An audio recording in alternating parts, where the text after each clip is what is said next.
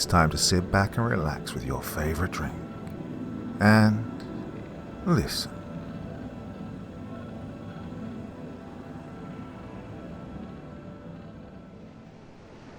Life's an Ocean by me. It was a sun-drenched day at the picturesque Palm Beach jetty, a few miles down the coast from the city of Perth, and a group of about a dozen people congregated near the entrance. Their eager faces turned toward the tour guide, a nerdy young man sporting a Palm Beach Paranormal Tour t-shirt and a baseball cap.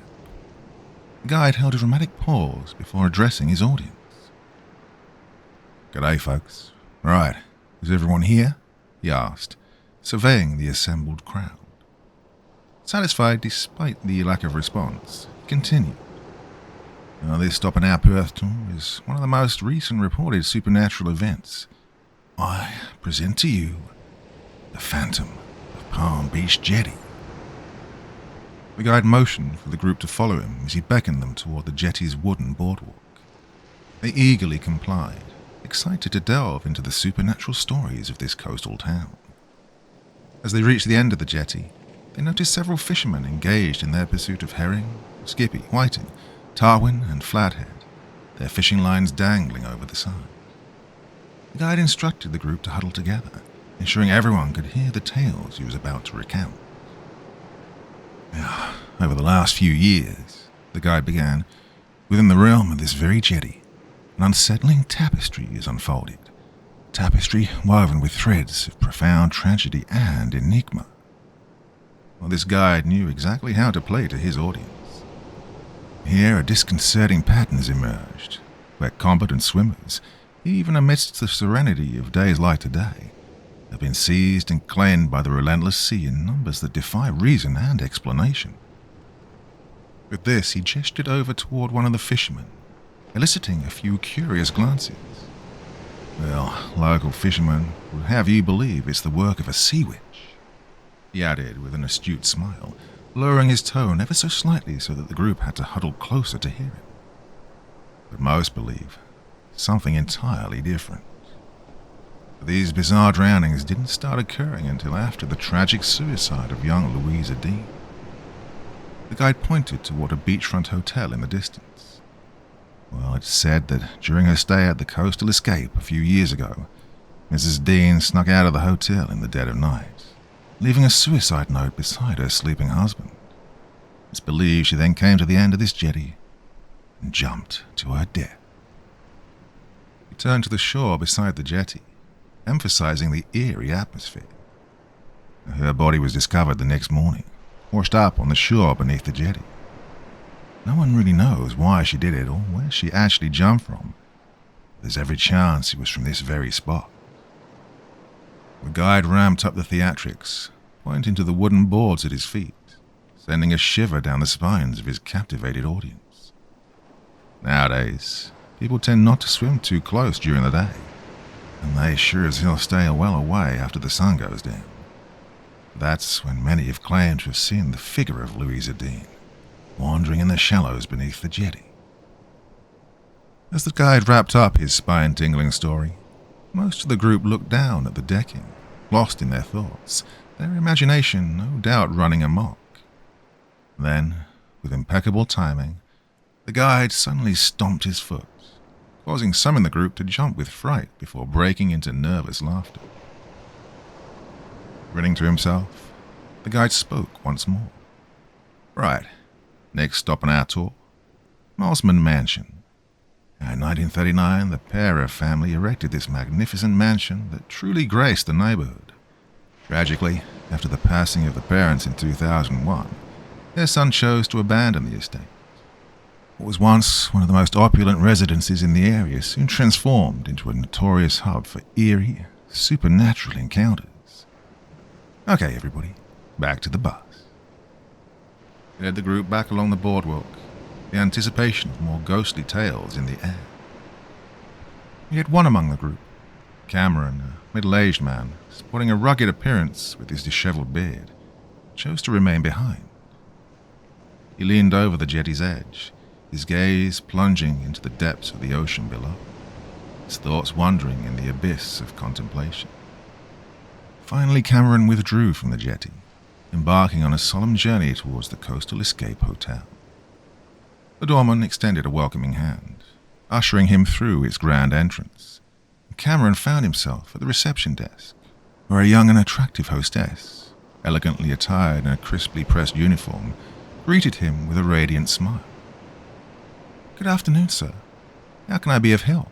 she asked, glancing at Cameron. "I'd like a room for the night," Cameron replied, handing her a credit card. "All right. And will that just be you staying with us, sir?" she inquired. Cameron nodded, deep in his own thoughts. The hotel's lobby hummed with a soft murmur of conversations and the occasional clinking of glasses.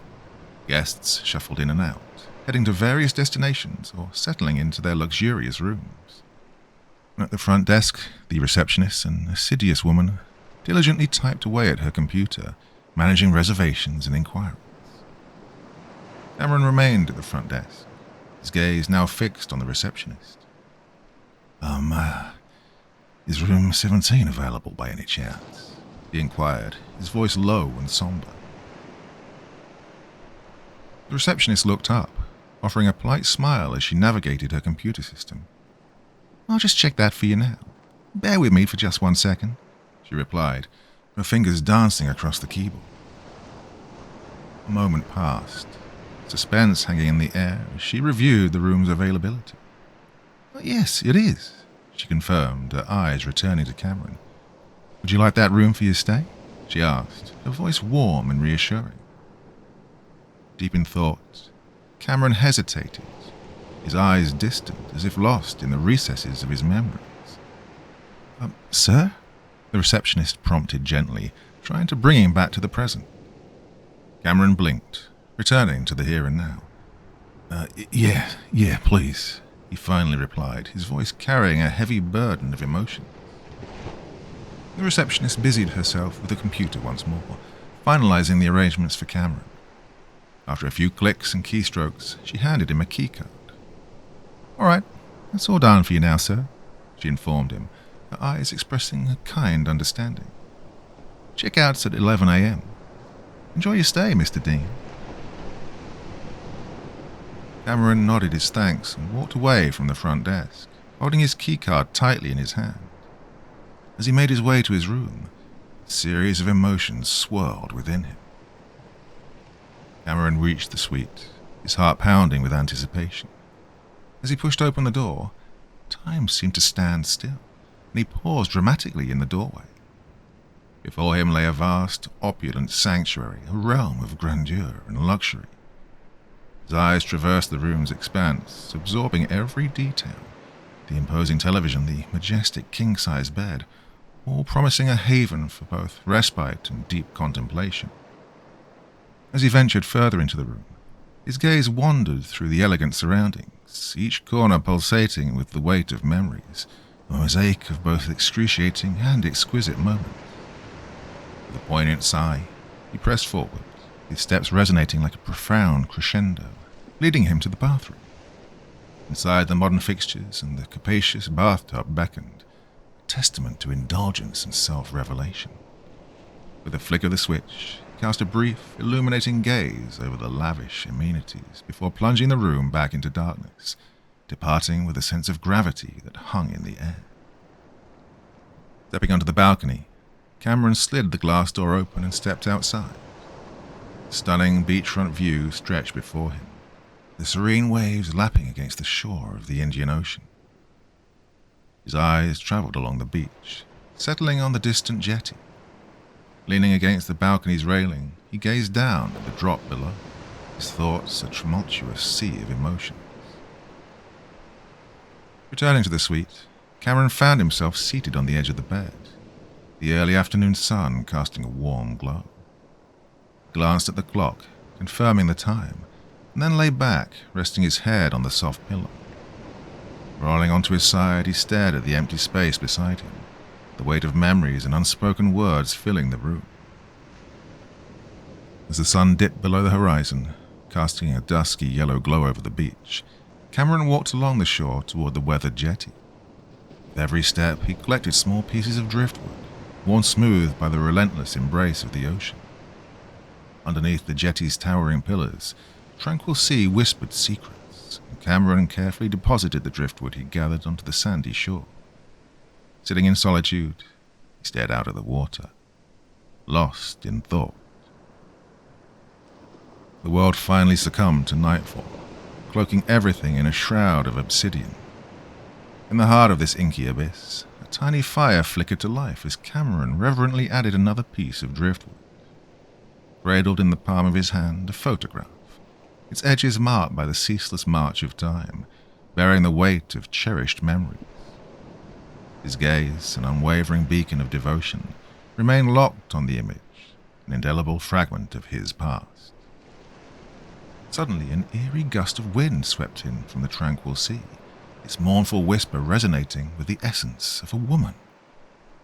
A shiver coursed through Cameron's being as he tore his attention from the photograph to confront the encroaching darkness. There, amidst the chilling void, a hunched figure emerged, propped against a solitary pillar in the shallow waters. With measured resolve, Cameron seized a blazing piece of driftwood, its fiery luminescence unearthing a haunting tableau. Before him stood a spectre, an unclothed woman with her back turned, her ethereal form veiled in strands of sodden seagrass, intertwined with her dripping ebony hair. "Louisa?" Cameron's voice quivered as he spoke her name. He took a hesitant step closer. "Louisa, it's me, Cameron, your husband." The figure remained unresponsive, her gaze fixated on the distant sea. "I can't believe it's really you," Cameron continued, his voice filled with longing. "Oh, there's so much I want to say." She started to walk deeper into the sea, her silhouette fading in the obscurity beneath the jetty. "Louisa, no, wait," Cameron implored, his voice tinged with desperation. He followed her, wading into the water, the burning driftwood held aloft. However, he lost sight of her in the inky darkness. Treading water, he shone the flickering light all around, spotting her as she clung to a distant pillar. "Louisa, don't go, please," he pleaded, tears glistening in his eyes. "I don't know how this is possible, but I need you to know how much I love you, how much I miss you every day, and how sorry I am for what I did." His voice cracked as remorse filled his words. "I didn't mean for it to happen," Cameron confessed, breaking down. "It was an accident. It's just that you could make me mad sometimes, so mad. By the time I realized what I was doing, it was too late." Tears streamed down his face, mingling with the seawater. "I'm sorry for pushing you overboard. I tried to find you, I really did. By the time I reached you, it was too late. And then making it look like you'd kill yourself. Well, I panicked. You deserved so much better than that. I've wanted to confess so many times, but I just never could." Reaching out to her, he touched her shoulder, and she, startled, scrambled around to the other side of the pillar. "Oh, no, wait," he urged, trying to follow her, but she'd vanished. "Louisa!" he cried out, his voice desperate. He frantically searched, the wavering firelight revealing the turmoil on his face. "I'm sorry, Louisa. Forgive me, please, forgive me," he pleaded, his voice breaking. The enigmatic figure suddenly reappeared, her eyes just above the waterline, glaring at him. Cameron gasped, meeting her gaze. But as realization dawned upon him, his face fell. "Wait, you're not my wife?" And with that, the figure seized him, dragging him beneath the water's surface. The burning driftwood extinguished with a sizzle, then a cluster of air bubbles rose to the surface before vanishing into the night. Cameron and the mysterious figure were gone. As the flickering flames of the dwindling fire cast eerie shadows, the photograph lay abandoned in the gritty embrace of the shore. It was a cherished relic, capturing Cameron and his beloved wife on the day they pledged their love. A snapshot of an era filled with boundless joy. In the unfathomable abyss of the water, a shadowy figure lingered, shrouded in enigmatic obscurity. A haunting apparition in the haunting night. With relentless determination, the relentless surf ebbed and flowed, beckoning the photograph back to its watery realm, where the memories of Cameron and Louisa remained eternally intertwined, submerged in the profound depths of the boundless ocean.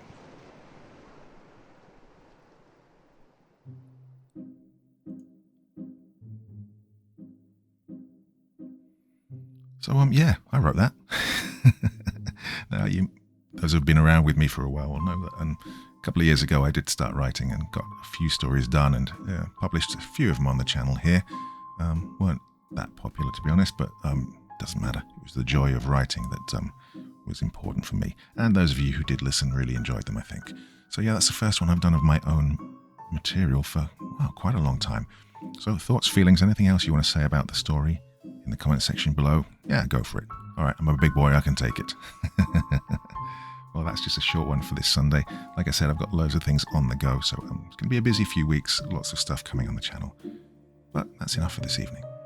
Till the next time, my dear friends, very, very sweet dreams, and bye-bye.